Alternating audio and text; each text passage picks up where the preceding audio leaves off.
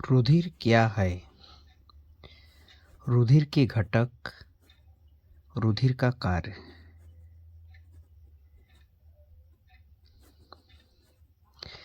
रक्त एक प्रकार का तरल संयोजी ऊतक होता है। रक्त हल्का क्षारीय प्रकृति का होता है, जिसका पीएच मान 7.4 होता है। सामान्य व्यक्ति के शरीर में रक्त की मात्रा शरीर के भार का 7% होती है। पुरुषों या मेल में इनकी संख्या 5 से 6 लीटर, जबकि महिला व फीमेल में 4 से 5 लीटर रुधिर होता है। रक्त के अध्ययन को हेमेटोलॉजी कहा जाता है। रक्त दाब को मापने वाले यंत्र को स्फिग्नोमैनोमीटर कहते हैं। एक सामान्य व्यक्ति का रक्त दाब 120/80 mmHg होता है। एक वयस्क मानव में रक्त का निर्माण अस्थि मज्जा बोन मैरो में होता है। भ्रूणावस्था में इसका निर्माण यकृत लीवर में होता है, जबकि रुधिर प्लीहा में नष्ट होता है। प्लीहा को रुधिर का कब्रिस्तान कहते हैं। रक्त का संगठन। रक्त में 55% प्लाज्मा व 45% रुधिराणु या रक्त कणिकाएं पाई जाती हैं। प्लाज्मा में 90% जल, 7% प्रोटीन, 0.9% लवण, ग्लूकोज व अन्य पदार्थ पाए जाते हैं, जबकि ब्लड कॉर्पसेल्स 3 प्रकार के होते हैं। लाल रक्त कणिकाएं आरबीसी, श्वेत रक्त कणिकाएं डब्ल्यूबीसी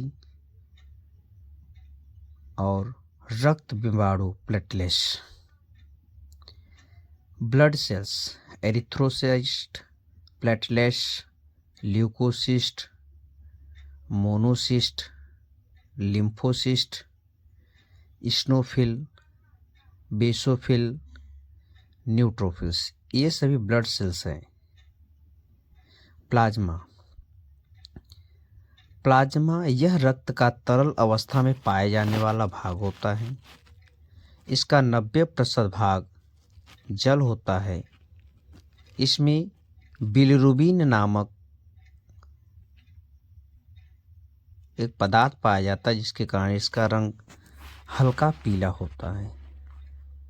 प्लाज्मा में 90% जल, ग्लूकोज प्लस खनिज लवण ऊर्जा निर्माण में, प्रोटीन जैसे प्रोथाम्बिन, थाम्बिन, ग्लाइको फाइब्रिन, फाइब्रिनोजन आदि प्रोटीन पाए जाते हैं। प्लाज्मा का कार्य। प्लाज्मा शरीर में प्रोटीन एवं अन्य पदार्थों को एक स्थान से दूसरे स्थान तक ले जाने का कार्य करता है। प्लाज्मा रक्त में पीएच मान को संतुलित करके रखता है। रक्त का थक्का जमाने में सहायक होता है। ग्लूकोज को बाकी अंगों तक पहुंचाता है। सीरम। प्लाज्मा से रक्त का थक्का जमाने वाला कारक अर्थात फाइब्रिनोजन नामक प्रोटीन को हटाने पर प्राप्त होने वाले पदार्थ को सीरम कहते हैं। रुधिराणु ब्लड कॉर्पसेस।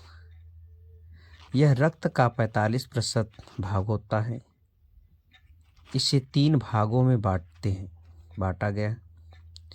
पहला लाल रक्त कणिकाएं आरबीसी, श्वेत रक्त कणिकाएं डब्ल्यूबीसी, रक्त बिंबाणु प्लेटलेट्स। लाल रुधिर कणिकाएं, रेड ब्लड कार्पस्कल्स, इसे एरिथ्रोसाइट कहते हैं। इसका निर्माण वयस्क में अस्थि मज्जा बोन मैरो में जबकि भ्रूणावस्था में यकृत लीवर में होता है। आरबीसी का जीवन काल 120 दिन और आरबीसी प्लीहा स्प्लीन में नष्ट होती है। खराब हुई आरबीसी प्लीहा में जाकर नष्ट हो जाती है, इसलिए इसे आरबीसी की कब्र कहते हैं। इसे ब्लड बैंक ऑफ आरबीसी भी कहते हैं क्योंकि यहाँ रुधिर जमा होता है। आरबीसी में केंद्रक नहीं पाया जाता है, परंतु ऊंट एवं लामा प्रजाति के जीवों की आरबीसी में केंद्रक पाया जाता है। एक स्वस्थ पुरुष में आरबीसी 45 से 50 लाख प्रति घन मिलीमीटर होती है, जबकि महिलाओं में 40 से 45 लाख प्रति घन मिलीमीटर होती है। आरबीसी का मुख्य कार्य ऑक्सीजन का परिवहन होता है, जिसके लिए इसमें हीमोग्लोबिन नामक प्रोटीन पाया जाता है। आरबीसी में हीमोग्लोबिन पाया जाता है और हीमोग्लोबिन के कारण ही रक्त का रंग लाल होता है। हीमोग्लोबिन दो पदार्थों से मिलकर बना है, हेमेटिन व ग्लोबिन। हेमेटिन यह लौह रक्त आयरन होता है, जिसके कारण रक्त का रंग लाल होता है। ग्लोबिन प्रोटीन है जो कि ऑक्सीजन एवं CO2 को शरीर के विभिन्न भागों तक लाने व ले जाने का कार्य करता है।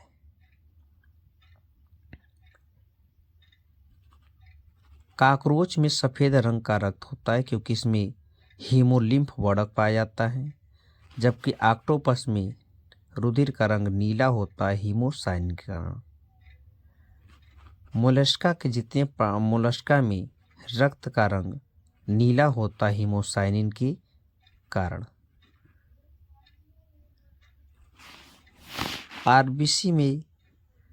आरबीसी का नष्ट होना हीमोलाइसिन कहलाता है। सोते समय आरबीसी की संख्या 5% कम हो जाती है। ऊंचाई पर जाने पर आरबीसी की संख्या 10% बढ़ जाती है। आरबीसी की संख्या अगर घट जाता है तो एनीमिया रोग हो जाता है क्योंकि आयरन की कमी, खून की कमी हो जाती है, जबकि बढ़ने पर पॉलीसाइथीमिया रोग हो जाता है। ऊंचाई पर जाने पर गर्भ धारण के समय इनकी संख्या बढ़ जाती है। अर्थात आरबीसी घटने से एनीमिया रोग और बढ़ने पर पॉलीसाइथीमिया रोग हो जाता है।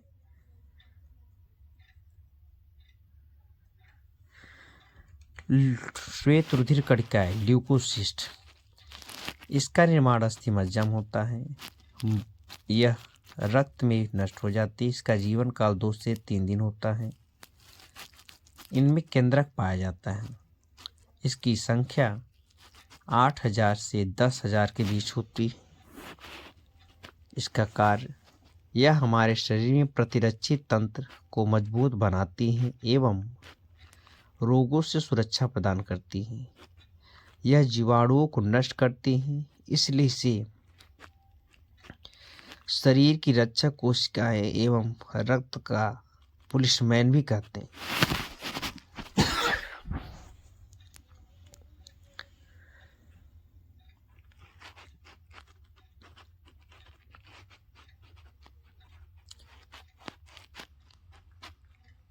ल्यूकोसिस्ट यह रंगहीन रक्त होता है क्योंकि इसमें हीमोग्लोबिन नहीं पाया जाता है। हीमोग्लोबिन की अनुपस्थिति के कारण इसका रंग रंगहीन होता है।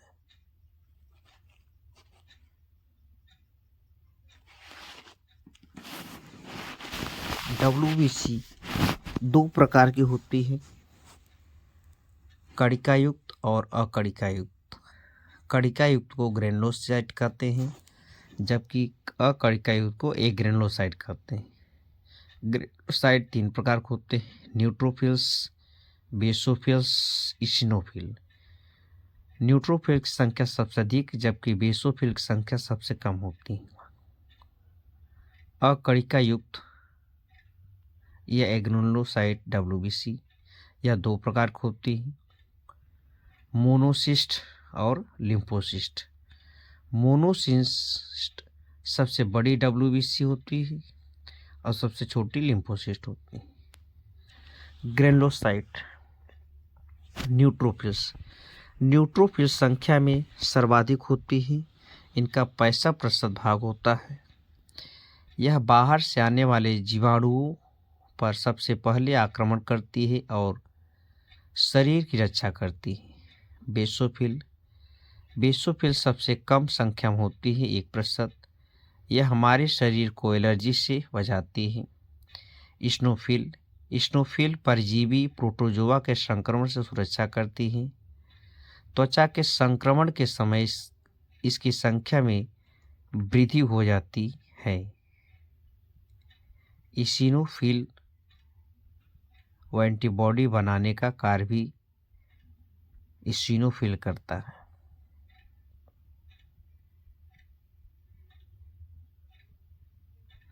सबसे ज़्यादा कणिका युक्त WBC में न्यूट्रोफिल की संख्या ज़्यादा होती है और सबसे कम बेसोफिल होती है। अकणिका युक्त ग्रेनुलोसाइट मोनोसिस्ट सबसे बड़ी आकार की WBC होती है, यह घाव भरने में मदद करती है। लिम्फोसिस्ट सबसे छोटी आकार की WBC होती है, इसे मेमोरी सेल का यह निर्माण करती है।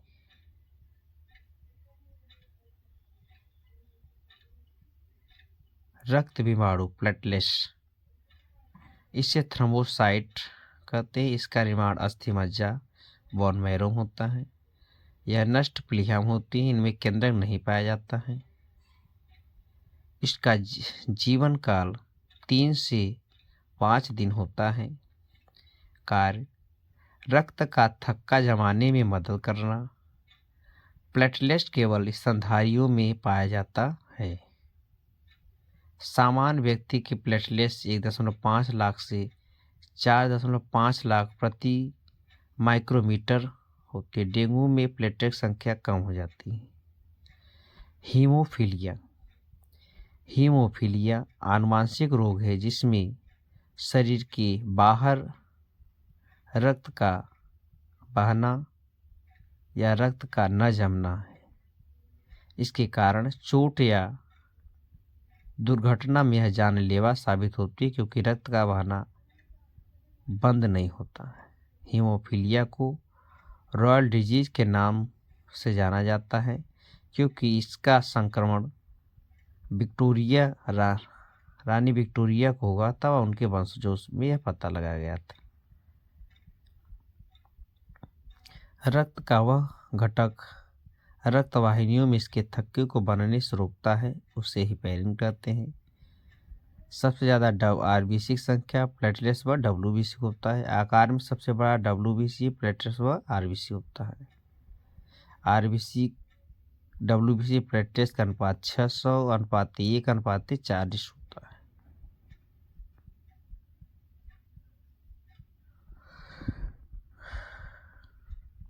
जब किसी कटे हुए भाग से रक्त बाहर निकलता है तब यह जैली के रूप में कुछ ही मिनटों में जम जाता है। इसे रक्त का थक्का या ब्लड क्लॉटिंग कहते हैं। थ्रोम्बोप्लास्टिन प्लस प्रोथ्राम्बिन प्लस कैल्शियम बरा के थ्रोम्बिन बनाएगा। थ्रोम्बिन प्लस फाइब्रिनोजन बराबर फिब्रिन बनेगा। फिब्रिन प्लस रक्त रुधिराणु बराबर रक्त का थक्का बनाता है।